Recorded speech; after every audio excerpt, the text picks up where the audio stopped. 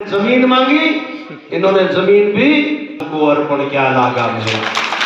और जमीन के साथ आपने पैसा है, जो कोटा है, वो भी उसमें से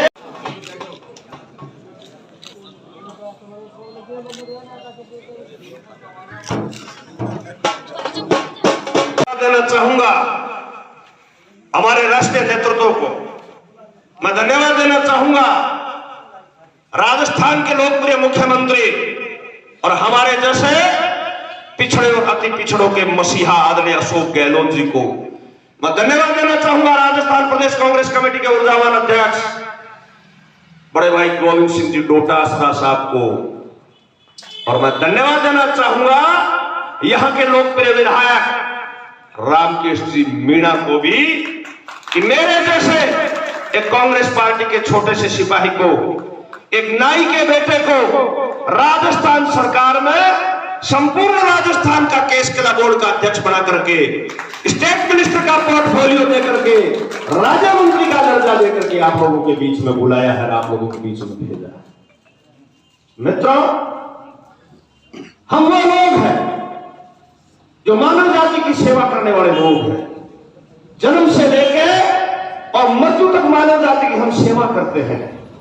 महिला शक्ति आगे उनको बिठाओ, इधर इधर आगे बुला लो, ये कुर्सी अपनी इधर बुला लो, वो पड़ी, आप बैठे रहो प्रधान जी, आप उधर बिठाओ। कोई राजस्थान के अंदर ऐसा गांव नहीं, कोई ऐसी ढाणी नहीं, कोई ऐसा कस्बा नहीं, कोई ऐसा शहर का वार्ड नहीं, और कोई ऐसा बाजार नहीं जिसमें नाई की दुकान नहीं और नाई का मकान नहीं। देश की आजादी को 75 वर्ष हो गए, हम पिछले 50 वर्षों में 50 वर्षों से मेरा साहब हम बाजार में बैठे हैं, हम दुकान खोल करके बैठे हैं, 50 सालों से बैठे हैं, नहीं बैठे हैं।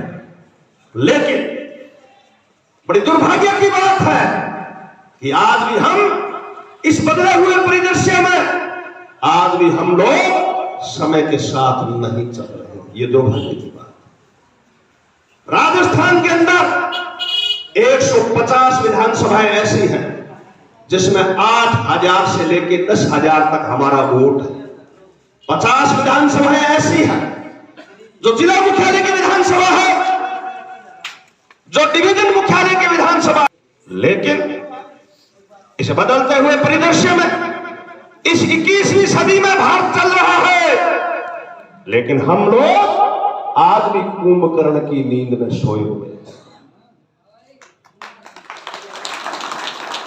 हम राजनीति में पिछड़े हुए हैं, हम शिक्षा में मीलों दूर हैं, और हम आर्थिक रूप से कमजोर हैं। मैं गलत तो नहीं कह रहा? ये क्या कारण है?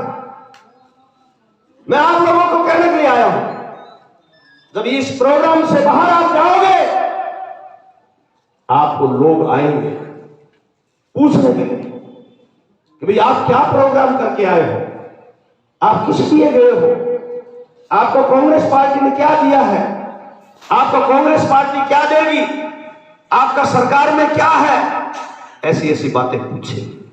आप बाहर जाकर के बताना कि देश की आजादी के बाद 1985 के अंदर देश की प्रधानमंत्री की कुर्सी पर राजीव गांधी बैठे थे। राजस्थान प्रदेश कांग्रेस कमेटी के अध्यक्ष की कुर्सी पर हमारे लोकप्रिय नेता, हमारे महबूब नेता, हमारे गरीबों के मसीहा, हमारे पिछड़ों और दलितों और शोषितों के अग्रज अशोक गहलोत जी बैठे थे। कब? 1985। राजस्थान के अंदर नहीं, पूरे हिंदुस्तान के अंदर लोकसभा के चुनाव हुए। एक रामनिवास जी मिर्जा थे, नागौर के चौधरी थे, वो राज्यसभा के सांसद थे, वो लोकसभा में चुनाव जीत गए, राज्यसभा की कुर्सी खाली हो गई। राजीव गांधी जी ने कहा अशोक गहलोत जी को कि राजस्थान से एक ऐसा आदमी लाके दो जो लोकसभा से भी अपर हाउस है, राज्यसभा में, वहां उस कुर्सी पे बिठाऊंगा, ऊपर बिठाऊंगा। अशोक गहलोत जी ने भंवरलाल पवार नाम का नाई का बेटा था, जोधपुर में जाया जन्मा हुआ था, और उस भंवरलाल पवार का हाथ पकड़ा और राजीव गांधी के बराबर में ले जाके बिठाया। लोगों ने कहा गहलोत साहब यहां कोई नाई की दुकान थोड़ी खोली, ये तो अपर हाउस है, यहां पर नीतियां बनती है, यहां पे नियम बनते हैं, यहां पे कानून बनता है, उससे देश चलता है, यहां पे नाई को लेके आए हो। अशोक गहलोत जी ने कहा कि ये संख्या में कम हो सकते हैं, ये क्वांटिटी में कम हो सकते हैं, लेकिन क्वालिटी में कमी नहीं। चक्की इनकी छोटी है, चलती बड़ी धीरे है, लेकिन माल बड़ा क्वालिटी वाला निकालते हैं। इस बात की गवाही देने का काम अशोक गहलोत जी ने किया, इस बात की जमानत भरने का काम अशोक गहलोत जी ने किया। हम लोगों की, हमारे समाज की जमानत ली। अशोक गहलोत जी ने कहा यह पिछड़ा हुआ समाज है, यह गरीब समाज है, यह शिक्षा में कमजोर है, यह राजनीति में कमजोर है, यह आर्थिक रूप से कमजोर है। क्यों नहीं समाज को नेतृत्व दिया जाए, क्यों नहीं समाज को आगे लाया जाए। मैं ये बात आप लोगों को इसलिए कह रहा हूं कि आज से 37 साल पहले 1985 में हमें नेतृत्व मिला था भंवरलाल पवार के रूप में। उस भंवरलाल पवार ने 1.5 साल तक राज्यसभा के सांसद के रूप में काम किया। 1.5 साल का कार्यकाल था, 1.5 साल तक कार्यकाल में काम किया तो राजीव गांधी जी ने अशोक गहलोत जी को धन्यवाद दिया कि बहुत अच्छा आदमी लेकर के आए हो, इनको हम वापस रिडायल करेंगे। 6 साल के लिए वापस उनको नॉमिनेट किया राज्यसभा के 2 बार के सांसद। उन्होंने 7.5 साल तक मीणा से राज्यसभा में बैठ करके अच्छी नीतियां बनाई, अच्छे नियम बनाए, अच्छे कानून बनाए और गरीब के लिए, शोषित के लिए, पीड़ित के लिए, दलित के लिए और वंचित के लिए कानूनी अमली जामा पहनाया। उन्होंने 4 प्रधानमंत्रियों के साथ में काम किया मित्रों। उन्होंने राजीव गांधी के साथ में काम किया, उन्होंने विश्वनाथ प्रताप सिंह के साथ में काम किया, उन्होंने चंद्रशेखर के साथ में काम किया और उन्होंने पीवी नरसिम्हा राव के साथ में काम किया। मैं ये बात आप लोगों को इसलिए कहना चाहता हूं कि समाज वही आगे बढ़ता है जिसमें नेता पैदा होता है। समाज वही आगे बढ़ता है जिस नेता का नेतृत्व समाज स्वीकार करता है। समाज वही आगे बढ़ता है जो नेता समाज को नेतृत्व देता है। हमें नेता मिला था, हमें नेतृत्व मिला था, लेकिन हम लोगों की भूल रही, हमने उस नेता का नेतृत्व स्वीकार नहीं किया। फिर मैं बात कहना चाहूंगा कि हम सोए रहे कुंभकर्ण की नींद में, हम जागे नहीं। अगर हम जाग जाते तो आज हमारा समाज का दृश्य अलग होता। हम राजनीति में भी होते, हम सर्विस सेक्टर में भी होते, हम व्यापारी सेक्टर में भी होते और हम शिक्षा के क्षेत्र में भी आगे बढ़ते, लेकिन हम जागे नहीं। हमने कहा हमारा तो काम कैंची चलाने से, कंगा चलाने से होगा, हमें क्या लेना देना है राजनीति से। ये हुआ नहीं हुआ, हम पिछड़ गए। मैं ये बात इसलिए कह रहा हूं कि राजस्थान के अंदर 200 विधानसभाएं हैं। उन 200 विधानसभाओं का टोटल मिलाया जाए तो आपके 2530 लाख वोट है पूरे राजस्थान में। 2530 लाख। आप भारत भाग्य विधाता के रूप में काम कर सकते हो, आप निर्णायक मंडल के रूप में काम कर सकते हो, आप इस इलाके की तकदीर लिखने का काम कर सकते हो। आपका जलवा बरकरार तभी रहेगा जब आप एक छत के नीचे एक जाजम पर सम्मिलित होकर के और अच्छे नेता का नेतृत्व स्वीकार करोगे, अच्छे आदमी के साथ रहोगे, तो बिल्कुल नई पीढ़ी आपको आने वाले समय में धन्यवाद ज्ञापित करेगी। और अगर हम सब लोग खींचाताने में रहे, एक दूसरे के साथ नहीं जाते रहे, एक दूसरे की टांग खींचते रहे और समय को अगर हमने नहीं पहचाना कि समय जा रहा है, समय किसी का इंतजार नहीं करता, तो हम सब लोग पिछड़ जाएंगे। आज 37 साल बाद में राजस्थान के लोकप्रिय मुख्यमंत्री अशोक गहलोत जी ने एक महेंद्र गहलोत नाम का नौजवान आपके बीच में भेजा है। मेरे को यहां से चुनाव थोड़ी लड़ना है, मेरे को यहां से प्रधान और प्रमुख नहीं बनना है। मैं कोई साफा और माला और गजरा पहनने के लिए नहीं आया हूं। मैं आप लोगों की बात सुनने के लिए आया हूं। मैं आप लोगों की बात को एक सरकारी दस्तावेज बना करके राजस्थान की सरकार तक पहुंचाऊंगा। आप लोगों की बात सुनने के लिए मैं आया हूं, और मैं आया हूं तो मेरे साथ रामकेश जी मीणा भी आए हैं। ये भी सैन समाज के बीच में सैन समाज की बात को सुनने के लिए आए हैं।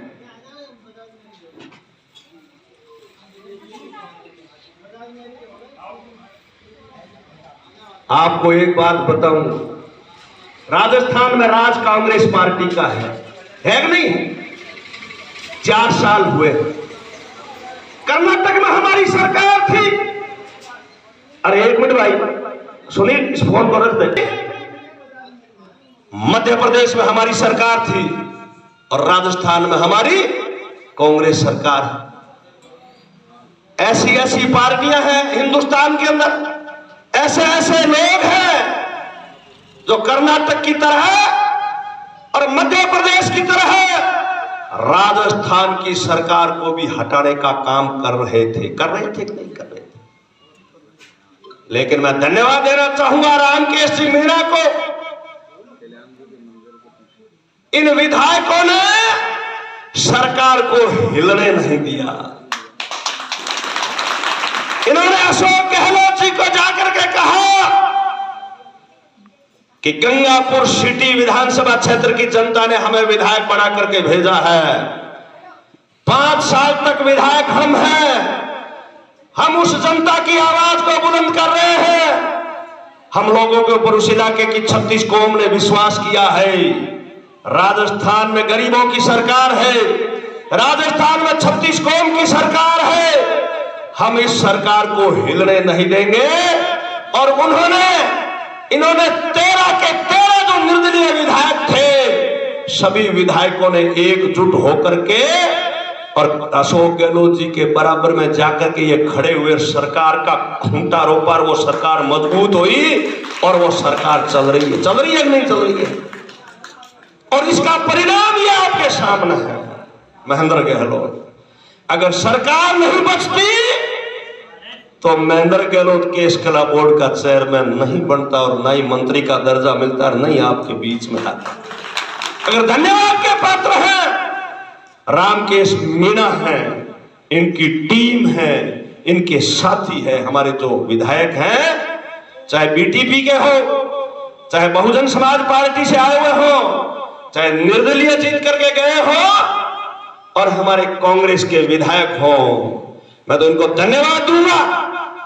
धन्यवाद है इनको और इनके माता पिता को कि इनको अच्छे संस्कार दिए। आप लोगों ने जो मोहर लगाई थी, आप लोगों ने जो खटका दबाया था, उसका सही फैसला किया। ऐसा आदमी ने सही फैसला किया। आज आपके बीच में हम दोनों राम और लक्ष्मण बन करके आए हैं। आपकी कोई भी बात है आप रखो, पटल पे रखो, स्टेज पे रखो, कागज पे लिख के दो, आप टेलीफोन से बताओ, हम करेंगे, आपकी हर बात को पूरी करेंगे। लेकिन आप लोग भी इस नीले आसमान के नीचे, एक छत के नीचे बैठ करके इस बात का संकल्प लेकर के जाओगे कि आने वाले समय में हम लोगों को भी अगर कहीं आपकी जरूरत पड़े तो पीठ मत दिखाना, पीठ मत दिखाना। ये जो साफा पहन करके आया हूं, मैंने नेता बहुत देखे, बड़े मंत्रियों के नेताओं के साथ मैं घूमता हूं, रहता हूं। मेरा 32 साल का राजनीतिक अनुभव है। मैं 3 बार गांव का सरपंच रहा हुआ हूं, 7 साल तक ओबीसी कांग्रेस का जिला अध्यक्ष रहा हुआ हूं, और अभी 7 साल से फरवरी में 7 साल पूरे होंगे बीकानेर देहात कांग्रेस का जिला अध्यक्ष हूं, और अब मुख्यमंत्री जी ने यह पोर्टफोलियो दिया है। मैंने आज एक पहला नेता देखा गंगापुर सिटी में, पहला नेता जो अपने घर के आगे से सैन समाज अभी निकल रहा था, तो सभी सैन समाज के लोगों को, सभी लोगों को साफा पहनाया गया। सभी लोग, नेता खुद पहनते हैं साफा, पहनते नहीं पहनते। मैंने तो पहला नेता देखा है जो हम सभी लोगों को, महाराज जी को, पटेल चौधरी जी को, भाई सुनील को, मेरे को, सब लोगों को गले मिल मिल के साफे पहनाए और मालाएं पहने। कितना लाड, कितना मान, कितना सम्मान। ऐसे नेता आपके क्षेत्र में है, फिर भी आप घरों में बैठे हो, आप दुकानों में बैठे हो, क्या बात है। सरकार आपकी है, सरकार में अच्छी अच्छी योजनाएं हैं, उन योजनाओं को पढ़ो, उन योजनाओं के बारे में जानकारी करो, उन योजनाओं का फायदा उठाओ। और अगर कहीं किसी प्रकार की दिक्कत आती है, रामकेश जी से जाके मिलो, इनसे फोन पर बात करो कि भाई हमारी बात की सुनवाई नहीं हो रही है, तो राजस्थान सरकार में आपका भाई, आपका बेटा महेंद्र गहलोत भी बैठा है। मैं आपको फिर कहना चाहूंगा कि पिछले 9 महीने के कार्यकाल में, 10 महीने के कार्यकाल में मैं 7 संभागों में और 16 जिलों में, और ये 75वीं विधानसभा है, 74 में पहले गया था, ये 75वीं विधानसभा में घूमा हूं। जहां जहां से मुझे सुझाव मिले, मैंने उस सुझावों की कॉपी बना करके, ज्ञापन बना करके और मुख्यमंत्री जी को दिया। आप में से ही लोग यहां से बस भर के आए थे, दिया कि नहीं दिया? आप सब लोगों की मौजूदगी में, और उस पर अमल हो रहा है। फिर हमने प्रोसीडिंग में लिख दिए, जो बोर्ड की मीटिंग हुई उसमें सारे के सारे वो बिंदु लिख दिए, और 6 बिंदु और बढ़ गए, 20 बिंदु दिए। और कल हमारी कैबिनेट मंत्री के साथ में मीटिंग थी, कल हमारी कैबिनेट मंत्री के साथ मीटिंग थी, उसमें एक प्रस्ताव और जोड़ दिया। 21 प्रस्तावों की हमने पूरी पुस्तिका तैयार करके सरकार को भेज दी है। अब बजट भी आने वाला है, कुछ प्रस्ताव बजट में भी मंजूर करवाएंगे, कुछ प्रस्ताव सरकार से, अन्य डिपार्टमेंटों से है, उनको भी हम लागू करवाएंगे। हमने छात्रावासों के लिए लिख के दिया है कि सभी संभाग मुख्यालयों पे, सभी जिला मुख्यालयों पे रियायती दर पे राजस्थान की सरकार से सैन समाज को छात्रावास के लिए जमीन दी है। हमने लिख के दिया है कि जो नाई का बेटा है, जो कारीगर का काम करता है दुकान में, उसका भी सपना है कि मैं मेरी नई दुकान बनाऊं, उसको भी 1 लाख रुपए से लेकर 5 लाख रुपए तक का सरकार बिना ब्याज लोन देवे। ये बात भी महेंद्र गहलोत ने लिख के दी है। मैंने लिख के दिया कि जो पीपल के नीचे बैठा है, जो नीम के नीचे बैठा है, जो सफेदे के नीचे बैठा है, जो चलती हुई सड़क के किनारे थड़ी पर बैठा नाई का काम कर रहा है, उसको भी हम एक छोटा सा अलमारी बना करके, कियोस्क बना करके देवे। मैंने उसकी डिजाइनिंग बनवाई है, 4x5 की अलमारी है, वॉश बेसिन उसमें लगा हुआ है, बिजली की उसमें फिटिंग है, पानी की उसमें फिटिंग है, 10 लीटर की टंकी ऊपर रखी हुई है, सोलर प्लेट लगी हुई है, ना उसको बिजली का कनेक्शन लेना, ना उसको पानी की बाल्टी भर के लाना। ग्राहक उसका आएगा, उसकी दाढ़ी कटिंग बनाएगा और अशोक गहलोत की फोटो को देखेगा और बाहर लिखी हुई सरकार की योजनाओं को पढ़ेगा। ऐसी मैंने स्कीम बना के सरकार को स्कीम बना के भेजी है कि हमारी कुलदेवी, हमारी आराध्य देव नारायणी माता का मंदिर का जीर्णोद्धार करवाया जाए। मैंने तो 57 लाख का एस्टिमेट दिया था, लेकिन मैं धन्यवाद देना चाहूंगा कैबिनेट मंत्री टीकाराम जूली को। कल उन्होंने उस स्कीम को लंबी लाइन खींच के और अधिकारियों को कहा कि इसको 3 करोड़ तक खींचा जाए, 3 करोड़ तक खींचो। करने वाला ऊपर वाला हमारा नहीं है, हम कसर नहीं रखेंगे हमारी मेहनत में, हमारी लगन में। हमने प्रस्ताव पे 3 करोड़ लिख दिए, कल 3 करोड़ रुपए सरकार से मांगे हैं कल, और टीकाराम जूली ने मोहर लगाई। कल की बात है, करने वाला वक्त बताएगा, लेकिन हम लाइन लंबी खींचेंगे, काम में कमी नहीं रखेंगे। हम बंदूक का लाइसेंस मांगेंगे तो पिस्तौल का तो मिलेगा नहीं मिलेगा, लाइसेंस लंबाई मांगेंगे, बड़ाई मांगेंगे, ऐसी भावना। हम RSLDC से ट्रेनिंग सेंटर खोलने का काम कर रहे हैं। हमारी माताएं, हमारी बहनें बैठी, हमारे नौजवान साथी बैठे हैं, इनको ट्रेनिंग करवाए, इनको सर्टिफिकेट मुहैया करवाए। आज पुलिस में, RAC में जो नाई की नौकरी थी, बार्बर की नौकरी थी, वहां पे दूसरे लोग लग रहे हैं, क्योंकि हमारे नाई के बेटे के पास, बेटी के पास सर्टिफिकेट नहीं है। ऐसा भी हम काम करने का प्रयास कर रहे हैं। हमारा पुष्कर में, ये बहन कंचन जी पुष्कर से आई है, पुष्कर में अधूरा पड़ा पैनोरमा है, उसका संपूर्ण जीर्णोद्धार के लिए हमने लिख दिया और हमने ज्ञापन में दिया 17 सितंबर को। मीणा साहब, हम 17 सितंबर को 5:30 बजे 4210 लोगों की मौजूदगी में मुख्यमंत्री जी को ज्ञापन देते हैं। भाई सुनील यहां से बस भर के लेके आया था, यहां के लोग भी थे आपकी मौजूदगी में।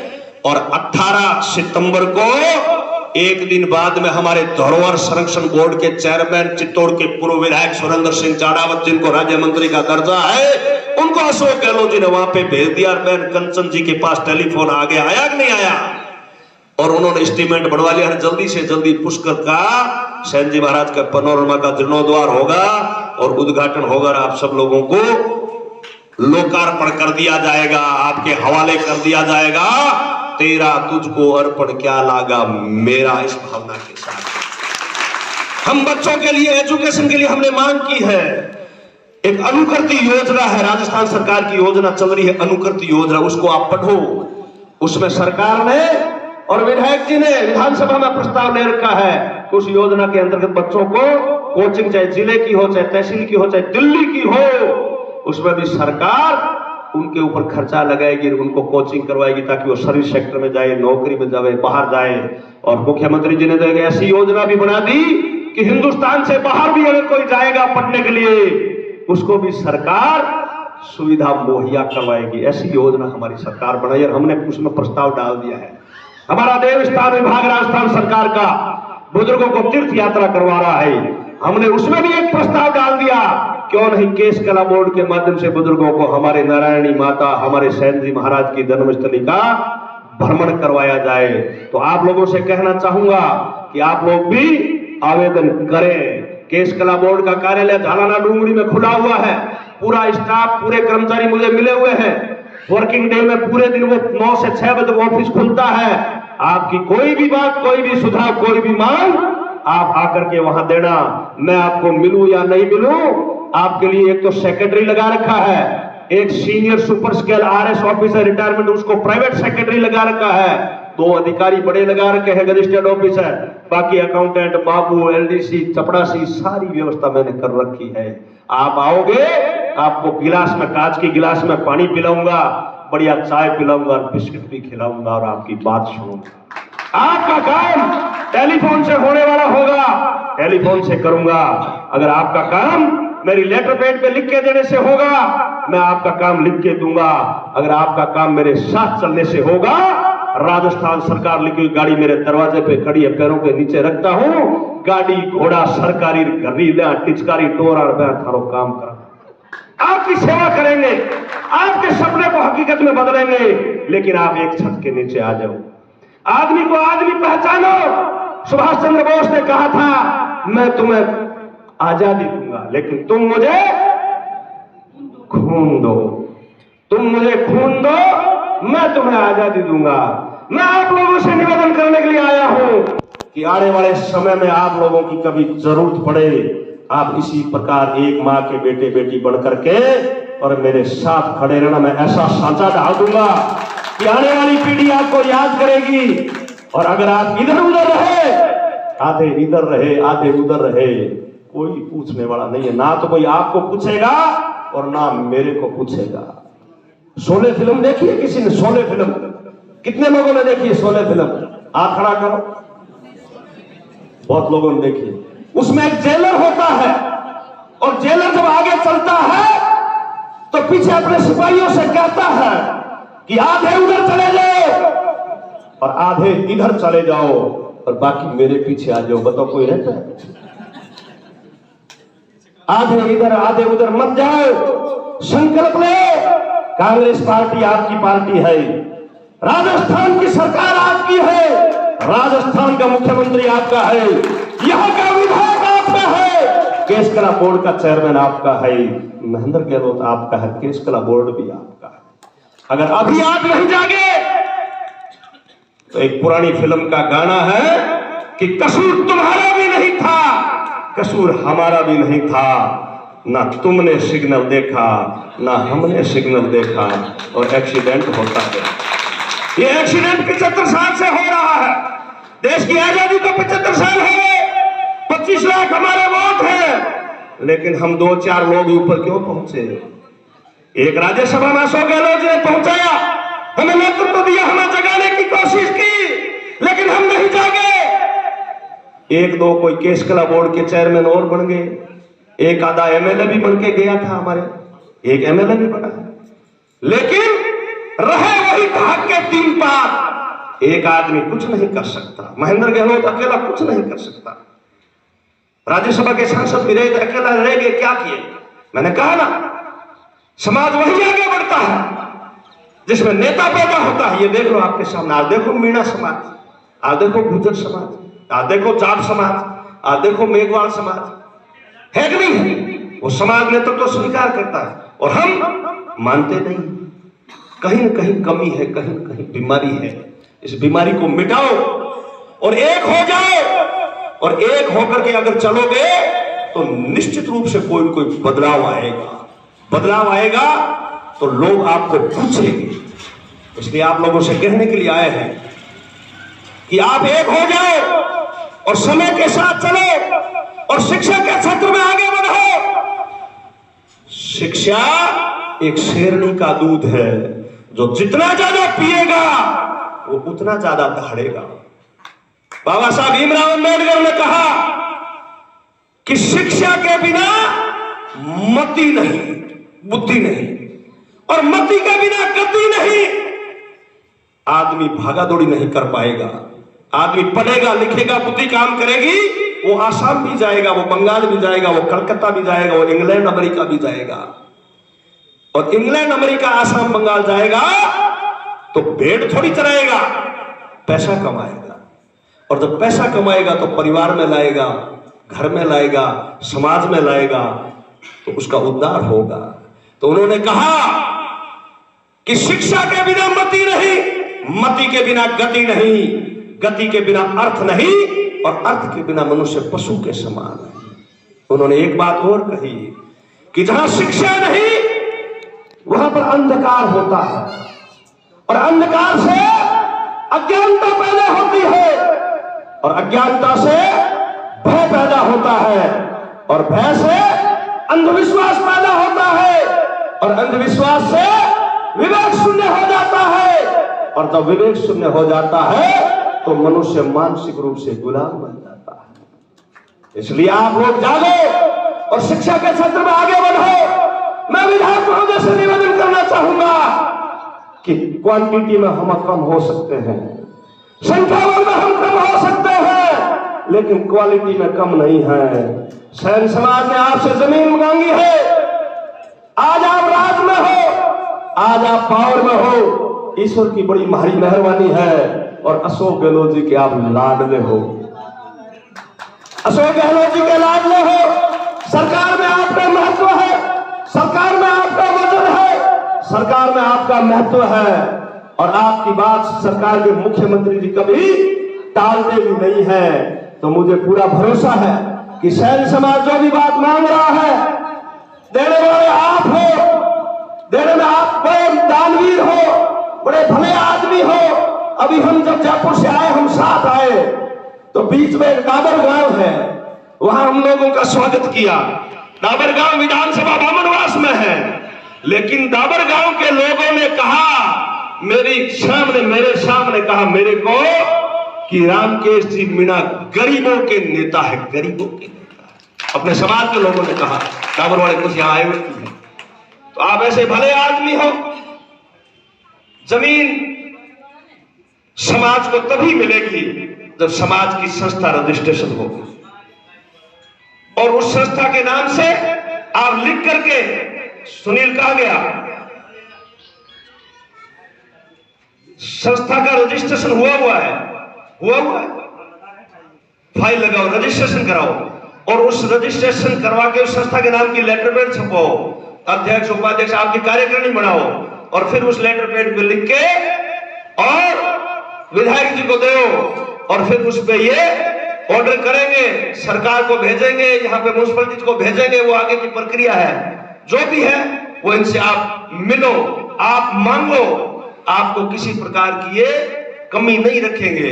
लेकिन आप लोग भी ध्यान रखो, आपको जमीन भी देंगे, जमीन के अलावा इनके पास 5 करोड़ का कोटा भी आता है, पैसा भी आता है, आता कि नहीं आता, तो ये पैसा भी देंगे, ये किसी प्रकार की कमी नहीं रखेंगे। रास्ते में हम आ रहे गाड़ी में ये बता रहे थे कि मेरी इच्छा है, मेरी भावना है कि सैन समाज आगे बढ़े। ऐसी सोच वाले नेता कम। इन्होंने कहा, देखो अपने समाज के लोगों को तो ये मूंछों वाले बैठे हैं, खंडार से आए हुए हैं, ये बुजुर्ग आदमी, इनको तो पता है, लेकिन ये जो नौजवान पीढ़ी बैठी है इसको पता नहीं है। इन्होंने मेरे को बताया कि गहलोत साहब, आज से 40-50 साल पहले की बात है, हमारे घर पे अगर कोई रिश्ता करना होता था, हमारी बहन बेटियों का रिश्ता करना है या और भी कोई हमारे रिश्ते, तो हमारे सैन भगत सैन जी महाराज के जो वंशज हैं, हमारे जो बुजुर्ग हैं, वो हमारा रिश्ता किया करते थे। कितनी बड़ी बात, ये बात की जानकारी है नहीं? इन्होंने कहा कि हमारे घर का जो रिश्ता है वो आप लोगों के बुजुर्ग किया करते थे। और यही बात आज से 10-15 दिन पहले मेरे को पूंजीलाल जी मीणा ने वहां सेक्रेटरीट में बताई कि मेरी 2 बहनों का रिश्ता, हमारे नाई बाबा थे, मेरे पिताजी को आके कहा, पटेल मैं बेटियों का रिश्ता करके आ गया हूं। बोलो कितना बड़ा विश्वास हमारी जाति का, हमारे समाज का, इन समाजों के अंदर। तो ऐसे ऐसे लोग आज भी हमें याद करते हैं कि भाई अगर नाई का बेटा है, वफादार है, ईमानदार है, मजबूत है, नाई पर लोग भरोसा व्यक्त करते हैं, तो मेरा यह कहना है कि आप उस भरोसे को कायम रखो, उस भरोसों के तोड़ो मत। आज भी अगर किसी सेठ का बहुत बड़ा अगर बंगला है, अगर किसी चौधरी का घर है, किसी ठाकुर साहब का महल माड़िया है, अगर रसोई तक, बेडरूम तक, अगर अंदर कमरे में, अंदर वाले कमरे में अगर किसी की एंट्री है, तो एक नाई की बेटी की है और नाई के बेटे के दूसरे को ये लोग अंदर नहीं जाने। इतना बड़ा विश्वास है, हमारे बुजुर्गों का विश्वास था। उस विश्वास को आप कायम रखो, विश्वास को टूटने मत दो। और ज्यादा तो मैं क्या कहूं, हमें वापस जयपुर भी जाना है। इनकी भी अभी ट्रेनिंग मीटिंग चल रही विधानसभा में, इनको 3 दिन के लिए वहां पे ऊपर से भी आए हुए हैं, सेमिनार चल रही है। लेकिन भाई सुनील का, समाज के लोगों का फोन आ गया, इनकी भी इच्छा थी, तो एमएलए साहब भी वहां पे जयपुर में दूसरे प्रोग्राम को पोस्टपोन करके आप लोगों के बीच में समय में से समय निकाल के आए हैं और हमें वापस भी जाना है। तो मैं ज्यादा कुछ नहीं कहूंगा, आपको इतना ही कहूंगा कि आप जो भी आपको काम है, जो भी आपकी मांग है, आप माइक से मांगो, लिख के मांगो, इनसे मांगो, ये देने के लिए तैयार हैं। लेकिन आप इधर उधर मत भटको। आप बड़े भाग्यशाली, आपको बहुत बड़े अच्छे नेता मिले हैं और आपका काम होगा। छोटा सा एक दो काम नहीं, और भी कोई काम मत करो। और उसके अलावा कोई दिक्कत हो तो मैं आपका भाई, आपका साथी जयपुर में बैठा हूं और फिर दोबारा आपके बीच में आने का हमें मौका मिलेगा। आप लोगों ने इतना मान और सम्मान और लाड और प्यार दिया है, इसका मैं हमेशा एहसानमंद रहूंगा। और मैं केस कला बोर्ड की तरफ से राजस्थान सरकार में, मैं भी नाई के घर में जन्मा हूं, मेरे को सारी बातें पता है। मैं भी यहाँ पे संघर्ष करके आया हूं। मैं कोई सीधा धोबी से धोआ के ये कुर्ता पजामा पहन के ड्राई क्लीन करा के पहन के नहीं आया। मैंने बड़ा संघर्ष किया है, मैंने जाति के नाम पे भी दंश झेला है, मैंने बड़ी अंधेरी रातें देखी है, मैंने बड़े जहर के घूंट पिए हैं और छाती में पत्थर रख करके चला हूं, तब जाकर के और इस स्टेज तक पहुंचा हूं। मैंने बड़ा मेरे से कोई बात छुपी हुई नहीं है। मैं भी एक सामाजिक प्राणी हूं। नाई की क्या समस्या है, बुजुर्ग की क्या समस्या है, नौजवानों की क्या समस्या है, हमारी महिला की क्या समस्या है, मैं सारी व्यवस्था को जानता हूं। और महिलाओं के बारे में भी कहूंगा कि आप ब्यूटी पार्लर का ट्रेनिंग करो, कोर्स करो, ब्यूटी पार्लर का काम करो। मैंने एक योजना ऐसी बनाई है, प्रत्येक जिले के अंदर 500 लोगों को हम सैलून की किट वितरण करने की एक योजना बनाई है और उसमें भेजिए। उसमें 10% हिस्सा महिलाओं का रखा है और जो आदमी को किट देंगे उससे डबल पैसे लगे, चाहे बजट चाहे डबल लगे, ब्यूटी पार्लर की किट, बड़ी किट बना करके महिलाओं को देंगे ताकि अपने घर बैठे, अपने परिवार के बीच में बैठ करके अपना रोजगार भी चलाए और इज्जत से पैसा कमाए और परिवार का पालन पोषण करे। ऐसी हमारी सोच है। हमारे हाथ में हुनर है, हमारे हाथ में टैलेंट है, हमारी प्रतिभाएं बहुत है, लेकिन उनको तराशने की जरूरत है। इसलिए नौजवानों को और बुजुर्गों को कहूंगा, महिलाओं को भी आगे लाओ, महिलाओं को आगे लाओ, पढ़ाई में लाओ, शिक्षा में लाओ, काम में लाओ, नौकरी में लाओ, तब जाकर के समाज का उद्धार होगा। बाबा साहब भीमराव अंबेडकर ने कहा, अगर किसी समाज को आगे बढ़ते हुए देखना है तो उस समाज की महिला को देखो। जिस घर की महिला, जिस घर की बहन, जिस घर की बेटी शिक्षित होगी, संस्कारिक होगी, पढ़ी लिखी होगी, विद्वान होगी, मजबूत होगी, वो समाज, वो परिवार, वो घर आगे बढ़ेगा। इस बात की प्रेरणा लेकर के और आज यहां से जाओ। और मैं आपको भरोसा दिलाना चाहता हूं, आपको कभी भी राजस्थान में नहीं, पूरे हिंदुस्तान में कभी भी हम लोगों की जरूरत पड़े तो मैं और रामकेश जी मीणा आप लोगों के लिए पैर में जूती नहीं डालेंगे, आपकी सेवा करेंगे। लेकिन आप लोग भी इसी प्रकार एकजुट रहना और एक जगह रहना और एक आदमी को पकड़ करके रखो। धनी धनी बिना धन शून्य होवे। सुनो हमारी बात समझ में आवे था ना? पशु होता ना, पशु, उसको भी धनी की जरूरत होती है। वो भी जब गांव में आता है, एंट्री करता है, तो मन में सोचता है मेरा धनी सुनील सामने आएगा, मेरे सींगों में रस्सी डालेगा, मेरे सिर पे हाथ फेरेगा, घर पे ले जाएगा, चाटा बांटा देगा, हरी घास डालेगा, मेरे बच्चे से मिलाएगा, गाय सोचती है मेरे बछड़े से मिलाएगा। वो भी सोचता है शाम को मेरे ऊपर झूल डालेगा, सर्दी में अंदर रखेगा, ठंडा पानी पिलाएगा गर्मी में। वो भी सोचता, पशु में भी जान है। तो आदमी को भी धनी की जरूरत है, और जिस आदमी का धनी नहीं है उसको कोई पूछने वाला नहीं है। मैं एक बात कह करके मेरा आसन ग्रहण करूंगा। एक पुराने जमाने की कहावत है, एक पुराने जमाने की। एक कोई बकरी थी, बकरी रेवड़ में चल रही थी। रेवड़ जानते हो, भेड़ चराने वाले को रेवड़ बोलते हो। भेड़ और बकरी को जो चराते हैं सामूहिक रूप से, उसको रेवड़ बोलते हो, क्या रेवड़ बोलते हो? रेवड़। एक रेवड़ था, रेवड़ में भेड़ भी थी, बकरियां भी थी, पूरा हजूम था। रेवड़ का रेवाड़िया मेरे जैसा है, सुनील जैसा, अध्यक्ष जैसा था। वो दूर चराने के लिए गया, गंगापुर सिटी से बाहर जाना पड़ता है रेवड़ को चराने के लिए जंगल में गया, चरा करके वापिस ले आया। एक बकरी पीछे रह गया, जंगल के अंदर पीछे रह गई, चरने के लिए इधर उधर थी। रेवड़ रवाना हो गया। शाम का टाइम था, रात पड़ने वाली थी, बकरी पीछे रह गई। रेवड़ का जो रेवाड़िया वो गांव में आ गया रेवड़ लेके। उसने सोचा आज तो मैं अकेली रहेगी, मैं तो जंगल में, तो आपको पता है शेर भी होते हैं, चित्ते भी होते हैं, भालू भी होते हैं। तो बकरी घबराई कि आज मेरा मालिक कौन है, आज मेरी मौत है। तो वो घबरा गई। घबराते घबराते उसने कोई दूसरा रास्ता ले लिया, और वो भटकते भटकते भटकते कोई एक शेर की मांद थी, घुरी। समझते हो? शेर जहां पे रहता है उसको घुरी बोलते हैं, मांद बोलते हैं, स्थान उसका घर। वो शेर की मांद के आगे चली गई। उसने सोचा आज अपना शिकार तो होना ही है, तो अपने ये भेड़िए और ये जो भालू है इनसे क्यों मरे, मरे तो भी शेर के आते से शिकार तो पक्का ही है। तो वो क्या है कि वहां जाके बैठ गई उस मांद के आगे। ये मांद थी, मांद के आगे बैठ गई। और शेर कहीं गया हुआ था, शिकार में बाहर गया हुआ था। मेरी बात को गौर से सुना। तो शेर वो बैठी रही।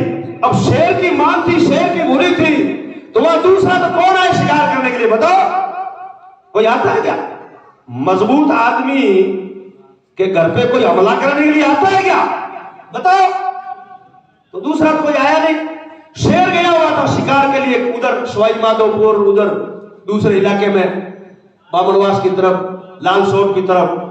तो जैसे ही पूरी रात बीत गई और शेर सुबह आया, वो भी लंबी शिकार में था, शिकार कर जैसे ही मांद के आगे आया तो बकरी बैठी थी। बकरी बैठी थी तो शेर ने भी सोचा भाई आज तो कल वाला आज वाला शिकार मिल गया, अपने को बाहर जाने की जरूरत नहीं है। तो शेर ने जैसे ही पंजा उठाया और शिकार पर झपटने का प्रयास किया उस शेर ने जिसकी मांग थी, तो बकरी ने कहा कि शेर तो बेशक जंगल का राजा है, लेकिन मैं भी कोई ऐसी वैसी नहीं हूं, मेरा मालिक ये है, ये देख ले। शेर जब शिकार पे गया तो शेर के पंजे का निशान तो होता ही है, मान से बाहर, तो पंजे का निशान था, उस निशान के पास में बैठ गए। उसने कहा मेरा ये मालिक है और मुझे यहाँ पे शरण दे के गया है, मैं इसके भरोसे पूरी रात निकाल दी, कोई आया नहीं। तू कहां से आया है?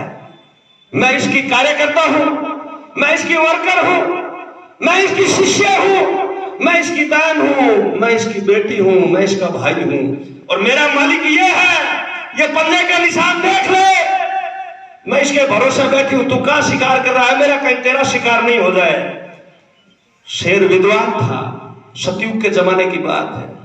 शेर समझ गया कि बेशक मैं इसका शिकार करता, लेकिन ये बकरी मेरे भरोसे मेरी मांद के आगे पूरी रात बैठी रही, और अभी भी इसको पता नहीं है ये पंजा मेरा ही है, ये निशान मेरा है, ये मांद मेरी है, ये स्थान मेरा है, लेकिन इसने मेरे को कहा कि मैं इसकी शिष्य हूं, मैं इसकी कार्यकर्ता हूं, मेरा मालिक ये है, इसने भगवान पर जितना भरोसा किया इतना मेरे ऊपर किया है, मैं इसको मारूंगा नहीं और ना किसी को मारने दूंगा।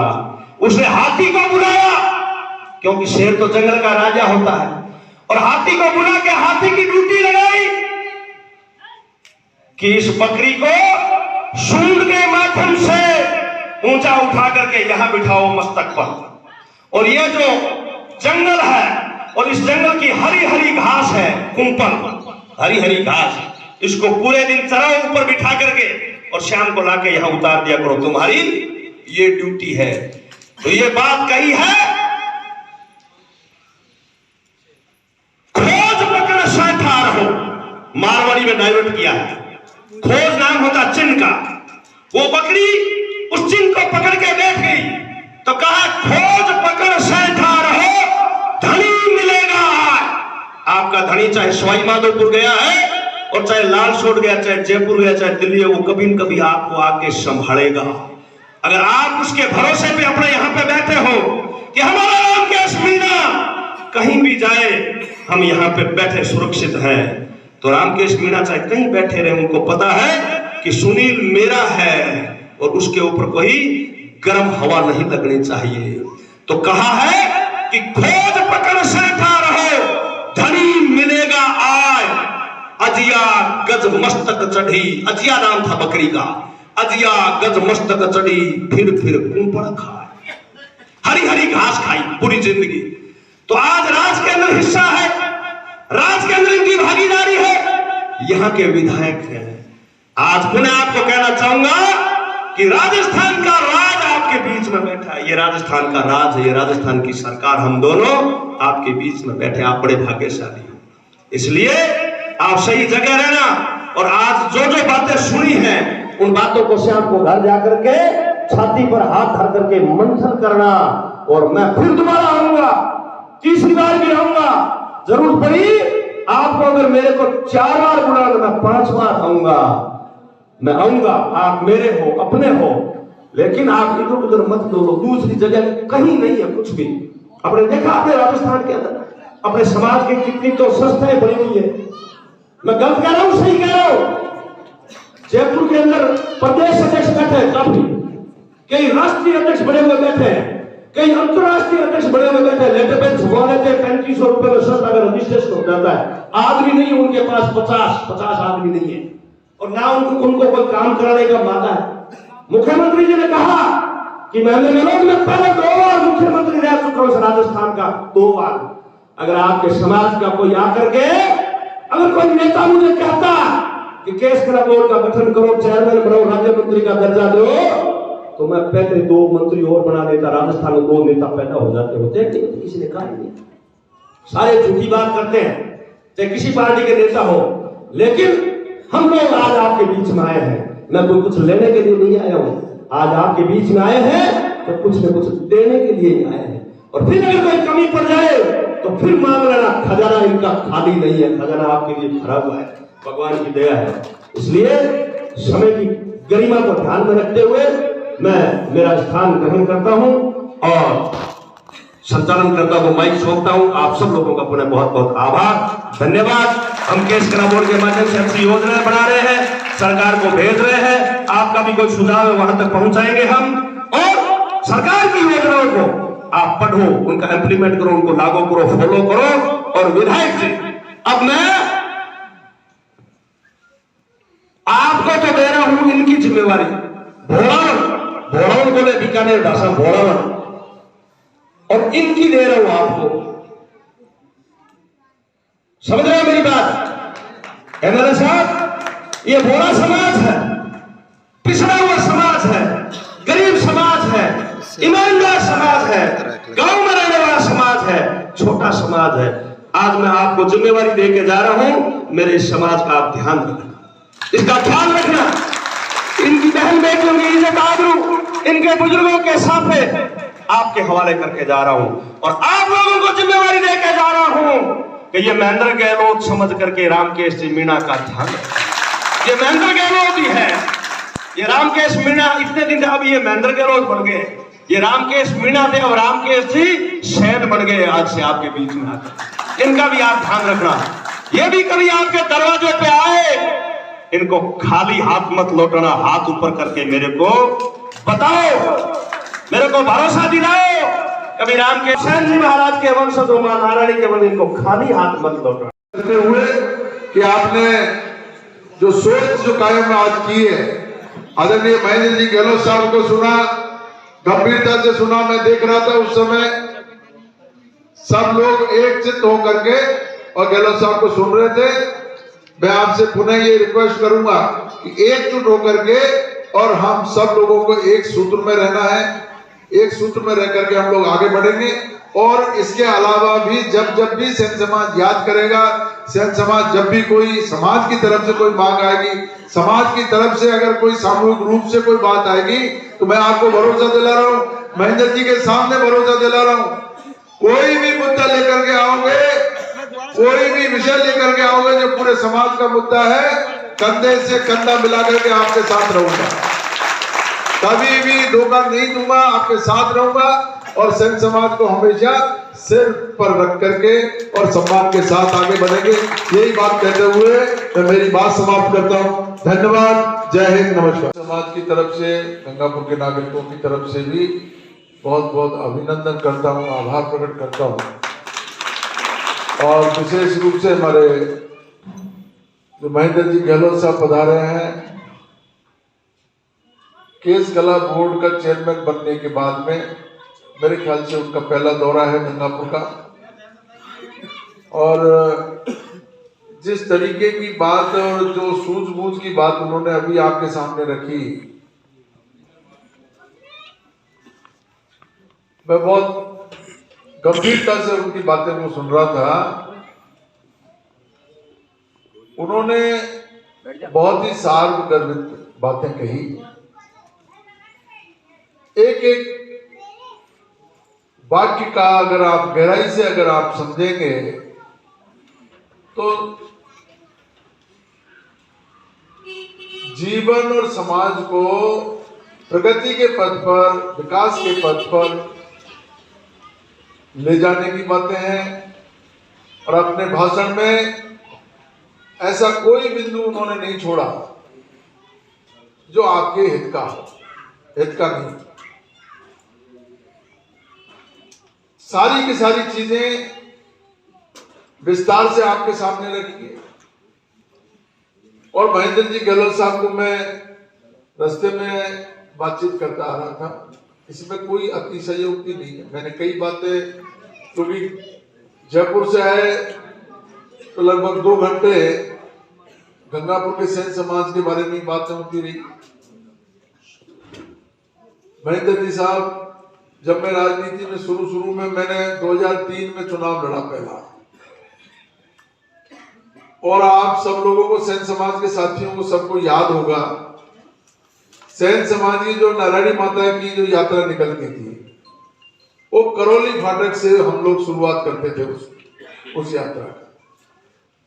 और करौली फाटक से उस यात्रा के साथ पूरे गंगापुर में चलने वाला केवल और केवल मैं ही था जो पूरे समय सेन समाज की यात्रा। उस समय समाज के बंधु भी कम और मैं अकेला रहता उनके साथ चलकर, क्योंकि मुझे पता है सेन समाज की अहमियत। और सेन समाज जो अभी महेंद्र जी गहलोत साहब ने कहा, संख्या में कम हो सकता है, कुव्वत में कम नहीं है, ज्ञान में कम नहीं है, उसकी जो विश्वसनीयता है उसमें कम नहीं है, उसका रेस्पेक्ट कितना है दूसरे समाजों में, उसकी विश्वसनीयता क्या है। उस विश्वसनीयता का अगर हम लोग बखान करते हैं, उस पर अगर हम गौर करें, तो आप पाएंगे कि 36 कौम में कोई भी ऐसी बिरादरी नहीं है, कोई भी ऐसी बिरादरी नहीं है जो कोई माँ बाप अपने बाल बच्चों का, बच्चियों का समझ करने के लिए किसी को अधिकृत करते। अपने सगे भाई पे विश्वास नहीं करता आदमी, अपने बच्चों पे विश्वास नहीं करता, अपने रिश्तेदारों में विश्वास नहीं करता था। अरे मेरे उम्र के कई आदमी यहां पर बैठे हुए, आपको पता नहीं है गांव में क्या है, ये नहीं होता था क्या? मेरे पिताजी, उनको रोज मैं बैठा बैठा सुनता था, और हमारे गांव में तो लगभग 60 से 70% का, मैं कह सकता हूं 60 से 70% के रिश्ते हमारे खवास जी बोलते हैं, खवास जी करते थे, और सीधा ही करके आते कि मैंने आपकी बेटी का रिश्ता तय कर दिया। कोई उनको ऐसा जवाब, नेगेटिव जवाब नहीं मिलता था कि यार कैसे कर दिया, कहां कर दिया, क्या कहा। अरे यार, कोई ऐसा समाज, ऐसा विश्वसनीय व्यक्ति जिस पे पूरा ट्रस्ट कर दे, पूरा भरोसा करके कि यार खवास जी ने जो किया है वो सही किया है। और मुझे इस बात की भी खुशी है कि वो जो रिश्ते उन्होंने किए, आज तक भी वो रिश्ते 100 में से 100% वो कामयाब रिश्ते रहे हमेशा।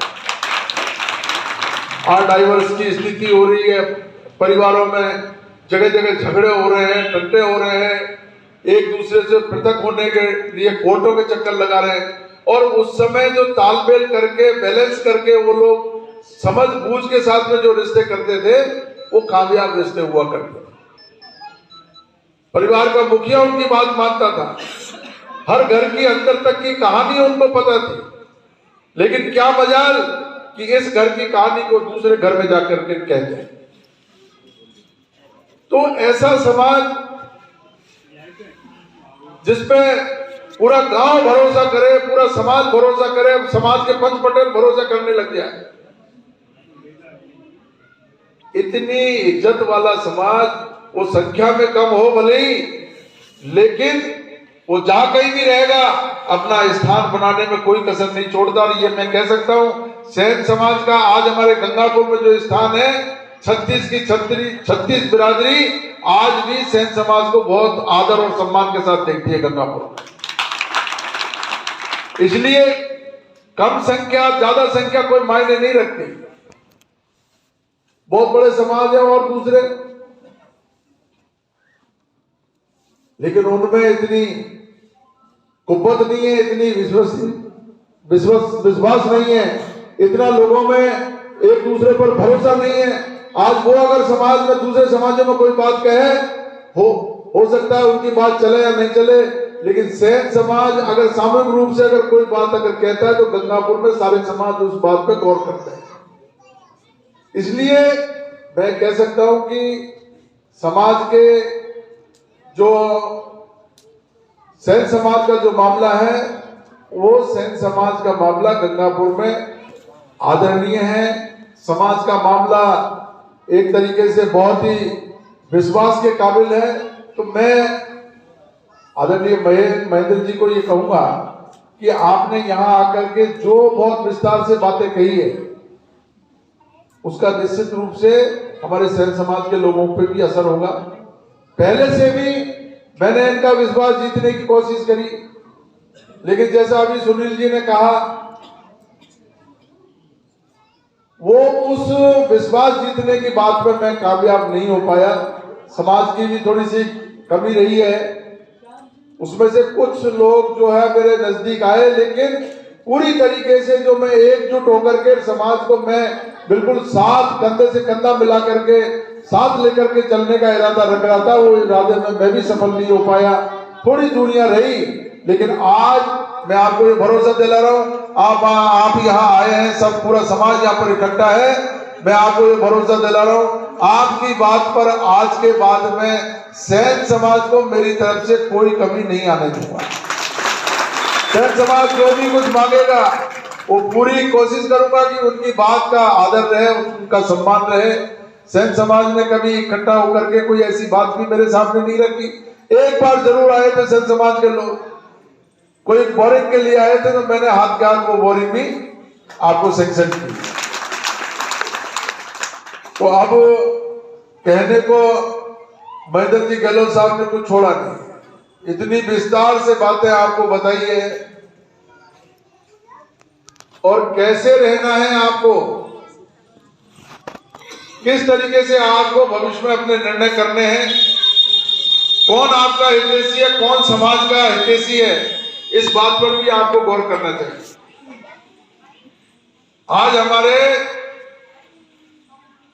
पूरे प्रदेश के नेता सेन समाज के महेंद्र जी गहलोत साहब आज पूरे बाजार में होकर के निकले हैं।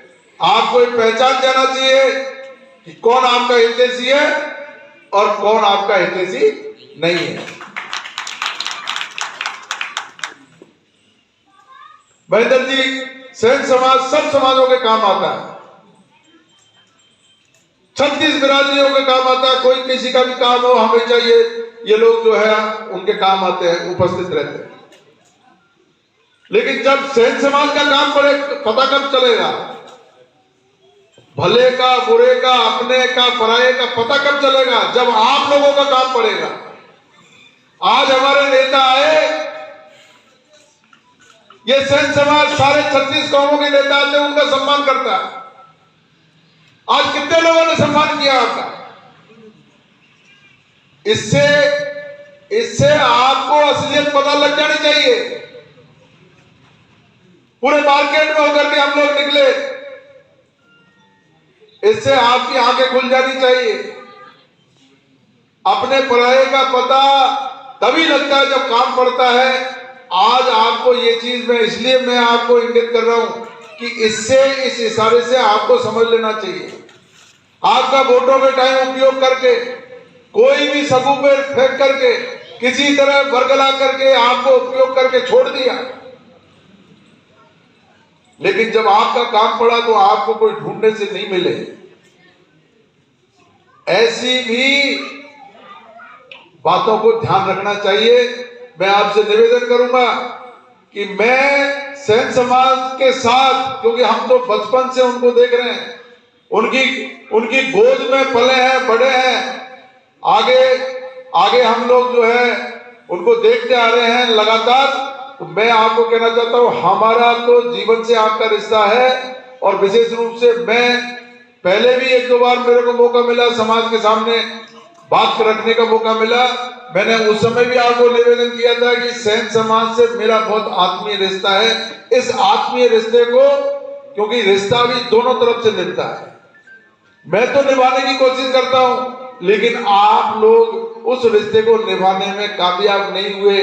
टेढ़े बांके चल करके उस रिश्ते को बिगाड़ने में हमेशा आपने आगे पहल करी है। मेरी हाथ जोड़ करके प्रार्थना है कि इस रिश्ते को बना करके रखने की कोशिश करो। आप 1 कदम चलोगे, मैं 10 कदम आगे चलूंगा। आप 1 कदम चलोगे, मैं 10 कदम आगे चलूंगा। आप जो मांगोगे वो देने के लिए मैं तैयार हूं। अभी भाई सुनील जी ने अभी कहा है और महेंद्र जी गहलोत साहब, क्योंकि भाई महेंद्र जी से हमारे पुराने रिश्ते हैं, इनकी बात को मैं टाल नहीं सकता। आज भी हमारे बहुत बड़ी कॉन्फ्रेंस वहां हो रही है विधानसभा में, पूरे देश के पीठासीन अधिकारी आए हैं, लेकिन सुनील जी और पूरे सेन समाज का समारोह है आज। महेंद्र जी ने कहा तो उस कार्यक्रम को छोड़ करके आपके बीच में आए हैं। मैं आपसे यही गुजारिश करूंगा कि हम और आप मिलकर के इस गंगापुर की तकदीर बदलेंगे, गंगापुर को विकास के रास्ते पे ले जाएंगे। गंगापुर में हर क्षेत्र में, हर गली मोहल्ले में हमने विकास कराने की कोशिश करी है और उस विकास को, उस रफ्तार को हम लोग अब जो है रुकने नहीं देना चाहते। आदरणीय गहलोत साहब से भी हमने निवेदन किया है कि आप गंगापुर की तरफ ध्यान दीजिए। मुझे पूरा आश्वासन मिला है कि गंगापुर की हर योजना के लिए बजट में पैसा देंगे, आगे बढ़ाने के लिए काम करेंगे। मैं आपसे ये अनुरोध करूंगा कि आप भी न केवल आप धर्मशाला की इसकी अपने और भी जो भी काम है समाज के, उनको आप नोट कर लें। समाज के जितने भी विकास के काम है, मोहल्ले के काम है, बच्चों के बच्चियों के काम है, जो भी कोई काम मेरे लायक है, सरकार के काम सरकार के लायक है, मैं और महेंद्र जी गहलोत मिलकर के वो सब कामों को आपके समाज के करवाएं। रहा सवाल इसका, सुनील जी ने अभी छात्रावास के लिए कहा है, तो छात्रावास की जमीन के लिए आपकी संस्था का अगर रजिस्ट्रेशन हो गया है तो आप अप्लाई कर दीजिए। छात्रावास की जमीन हर सूरत में, चाहे मुझे मुख्यमंत्री जी के पास जाना पड़े, आपको समाज को छात्रावास के लिए जमीन दिलवाऊंगा। और मैं अभी आपकी जो धर्मशाला है, वो धर्मशाला की भी स्थिति मैंने देखी, अभी बहुत ही जीर्ण शीर्ण स्थिति हो रही है। कमरों की जो है प्लास्टर टूटा पड़ा है और फर्श भी खराब हो गई है और रिपेयर होना बहुत ज्यादा जरूरी है। मेरा आपसे अनुरोध है कि इस पे भी आप लोग गौर करिए, समाज की तरफ से एक बार बैठ करके आप निर्णय कर लो। उसमें अगर आप चाहते हो कि भाई पहले रिपेयर का काम हो, ये धर्मशाला का रिपेयर का अगर काम अगर चाहते हो तो इसके लिए आप मेरे को बता देना। और मेरी तो राय ये है, क्योंकि अब आप जमीन लोगे, आपको 2-3 महीने, 3 महीने, 4 महीने में जाकर के जमीन का पट्टा मिलेगा, 5 महीने में जाके मिलेगा, और मैं उस समय पैसे दूंगा, काम हो नहीं पाएगा पूरा।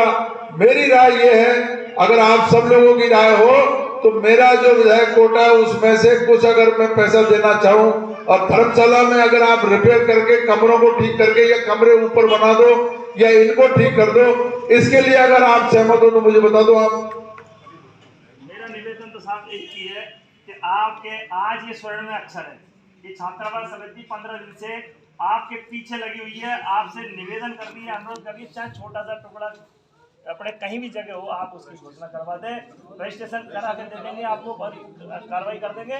बाकी ये काम हमारा आज हमारी जीत होगी, हंसी खुशी जाएगा समाज, आपके पास कोई कमी नहीं है, आप दे सकते हैं। सुनील जी की बात सुन करके, महेंद्र जी गहलोत साहब की बात सुन करके, पूरे समाज की भावना को समझ करके मैं आपको जमीन भी उपलब्ध कराऊंगा और विधायक कोटे से 10 लाख रुपए भी सिंध समाज को देने की घोषणा, 10 लाख रुपए देंगे।